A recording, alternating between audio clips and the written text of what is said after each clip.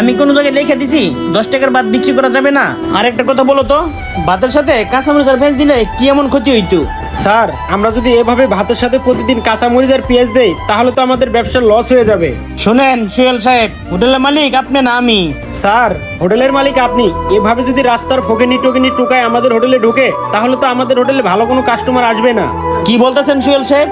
আমাদের হোটেলে ভদ্র কোনো কাস্টমার আসবে না? আর আপনি যাদেরকে ভদ্রলোক বলতেছেন তাদের কি মনুষ্যত্ব বলতে কিছু থাকে? থাকে না। সোহেল সাহেব শুনেন, আমি এই হোটেলটা কেন দিয়েছি জানেন? ওদের মতো অসহায় এতিম মানুষ আমার হোটেলে এসে এক বেলা এক মুঠো ডাইল আর আলু ভর্তাতে যাতে ভাত খেতে পারে।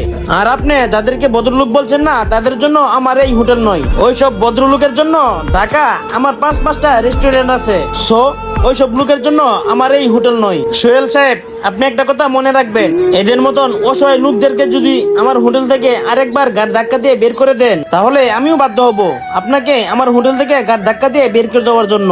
সোহেল সাহেব, আরেকটা কথা মনে রাখবেন, আমি যেরকম গরিব অসহায়দেরকে ভালোবাসি, আশা করি আপনিও এরকম অসহায় মানুষদেরকে অনেক ভালোবাসবেন। শুধু আপনি নয়, আমার হোটেলের প্রত্যেকটা কর্মচারী যেন এরকম গরিব অসহায় মানুষদেরকে ভালোবাসে। আর একটা কথা মনে রাখবেন সোহেল সাহেব, আমার হোটেলে যদি কেউ ফ্রিতে এসে খাইতে চায় তাদেরকে আপনি ফ্রিতে খাবার খাওয়াইবেন।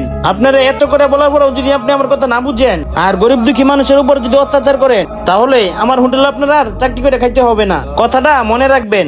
সরি স্যার, আমার ভুল হয়ে গেছে, আপনি আমাকে ক্ষমা করে দেন। আমি আপনাকে কথা দিতেছি, আজকের পরের থেকে গরিব দুঃখী অসহায় মানুষদের সাথে খারাপ ব্যবহার আমি কখনো করব না। আচ্ছা ঠিক আছে, তাহলে আপনি এক কাজ করেন, এদের দুজনকে নিয়ে গরু গোশত দিয়ে বাদ দেন। ঠিক আছে স্যার, আপনি যা বলছেন তাই হবে। চলেন এখন। বন্ধুরা, আমাদের সমাজে এমন লোক আছে গরু গোশত দিয়ে ভাত খাওয়ার সমর্থ থাকে না। আমাদের প্রত্যেকটা মানুষের কর্তব্য এতিম অসহায় মানুষদেরকে যাতে